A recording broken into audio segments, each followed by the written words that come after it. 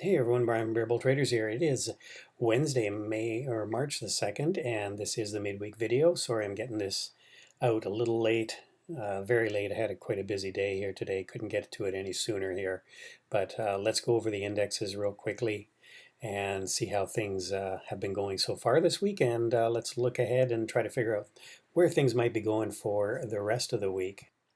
So this is the Bearable Terminal. This is our new website that we're still working on, still trying to iron out some bugs, but it's coming quite along quite nicely. You can see here there's an awful lot of information on the site. This is when they'll get to the landing page here, the various indexes. Then you can look along the thing here, some of these menus here, and see how the foreign currency exchange are looking, commodities, cryptocurrencies if you're interested in that, and of course the some of the global markets here. But you can see here these four graphs across the top, all the important indexes, the SPY, the Qs, Dow, and IWM. And you can see what happened today. It was Fed Speak Day, and I started out talking and probably made some comments the algos didn't like. Market dropped. We did notice that in the day trading room. There was a significant drop all of a sudden. But then there was a pop right back up, and then the markets took off for the rest of the day. And I suspect what happened was this moment when the market started to come back was the moment that Fed Powell took the half-point interest rate hike in March off the table. So a little more dovish, as they call it. And I think the markets obviously had some significant percentage for a half-point gain, or some significant amount of people not concerned, but I guess pricing in that half-point gain. So when that was taken off the table, the markets rallied, and we were off to the races. So that was pretty much how the day went. So let's quickly go through some of the charts here that we usually peruse through. And we'll start out with the Treasury as always. Like to see what's going on with the yields. And you can see here we are up a bit today. We were down quite significantly yesterday after this monster run on the 2-year, but pulled back yesterday. And concerns about various things related to the Ukraine and what was going on there. But then after the Fed spoke today, we had this nice rally back in the yield in the rates. You can see here how we had a big dip down yesterday and came right back up today. So let's skip over to the 10-year. Again, these are weekly charts, but you can see here pretty much the same price action. We had a big dip down, and then we came right back up again today, but pulled back from the 2% level on the 10-year. So again, just keeping the eye on the spread between the 2 and the 10. And you can see in the transports had a really good day today. We broke back out. This was resistance, 200-day moving average, which we had lost back here. And we came back up and have recaptured that 200-day moving average on the Dow. And you can see here the momentum indicators are all looking fairly positive as well. So looking good for maybe a continuation rally on the transports, which would also bode well for the Dow. Speaking of the Dow here, we are. So Dow again holding this sort of 33,300 level, and 34,000 I should say is resistance. I'd be watching this level tomorrow. We did get a bit of a pullback here on the daily as we went into the close, but closed pretty close to the high of the day, and I would be watching to see if we can continue to make that move tomorrow. You can see here resistance and resistance here, so this is a very logical place for us to continue to try to get through this 34,000 level. And if we can push through there, then we'll be probably coming up to some of these moving averages. So keeping an eye on that 34,000 level for the Dow, I would say, for the rest of the week. The Qs, same thing here. We seem to be sort of topping out here around 348. This is a moving average. It's coming down, the 20-day moving average. Again, in the momentum indicators are sort of indicating we are going to continue higher here. So I'd watch to see if we can get through that 350 level and try to finish above there by the end of the week. again, sort of same story with the SPY. We've had the big sell-off. We've had this higher low put in, and now we're just 440 is an area of resistance. It's also this moving average, and then we've got the 200-day moving average just above it. So again, watching for that continuation move as we get into the remainder of the week. And the IWM, again, we're just stuck in this range I keep talking about, this sort of 210-ish level, and the 190 level where we're finding support.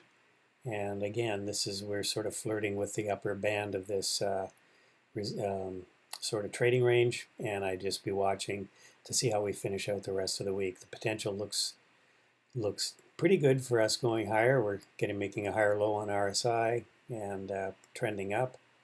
MACD is histogram's trending up.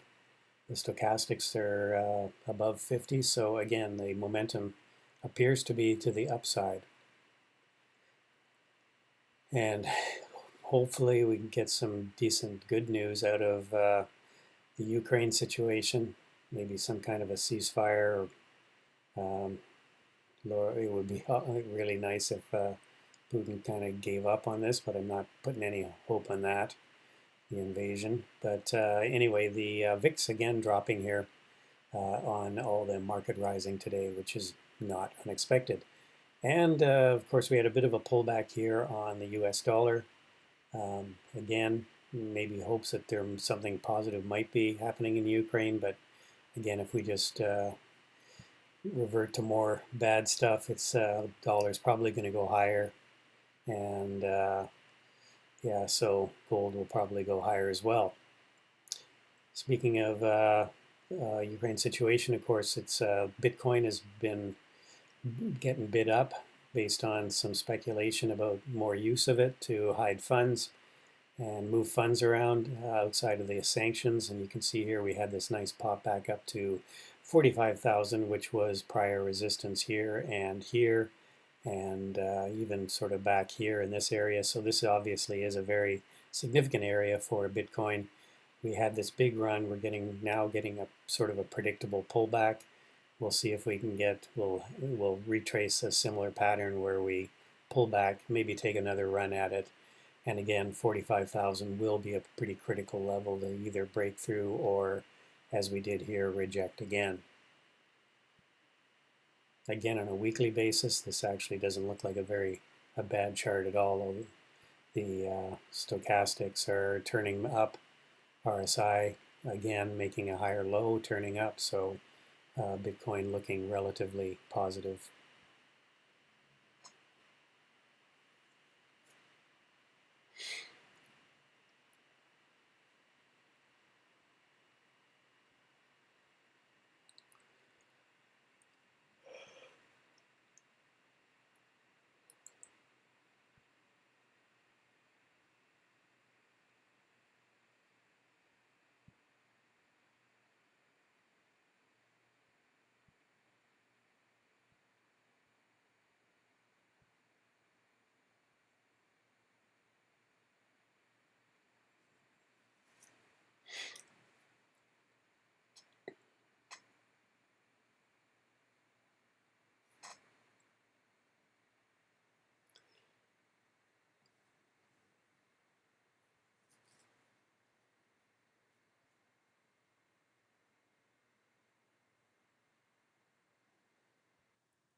So let's quickly go through the sectors before we wrap things up here.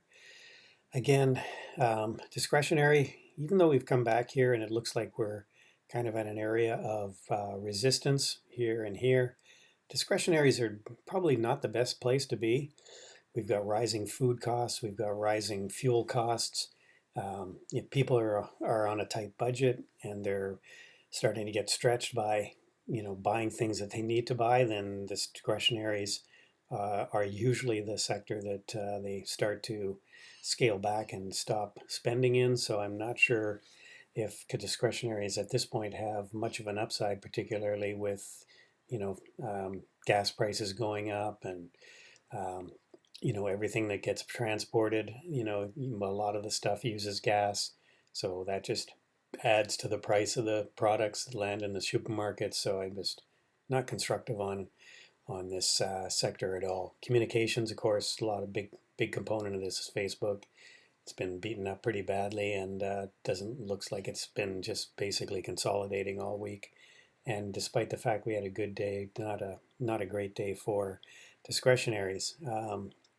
Again, technology beaten up a little bit, with the high PE stocks getting hit. But you can see here we're sort of in the same place where we are with all the indexes and the Qs. We're kind of at a level here that we're testing to see if we can break out, or if we're just going to reject here again. Industrials are doing pretty well. They've had a nice run. They're through a moving average here, and industrials looking like they might come up and challenge the 200-day. Materials just sort of chopping along the bottom. Not sure what's in this ETF. I'll have to look at that closer. I'm a little bit surprised we're not up more. We've had aluminum, Alcoa, AA, Rio, as in Rio Tinto. Those stocks, aluminum stocks, have been on fire. X, Nucor, two steel stocks that have been on fire. Of course, we've had oil. We'll get to this right now.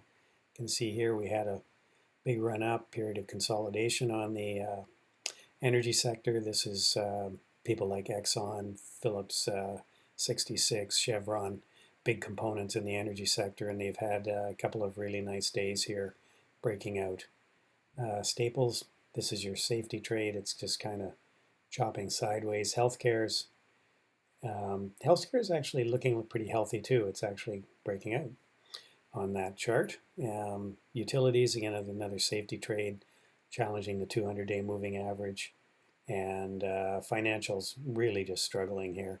Despite the fact that interest rates have been rising, it's just a sector that has not been performing, and we're right down here retesting this level again. Maybe a double bottom here at 37, but we'll keep an eye on that one.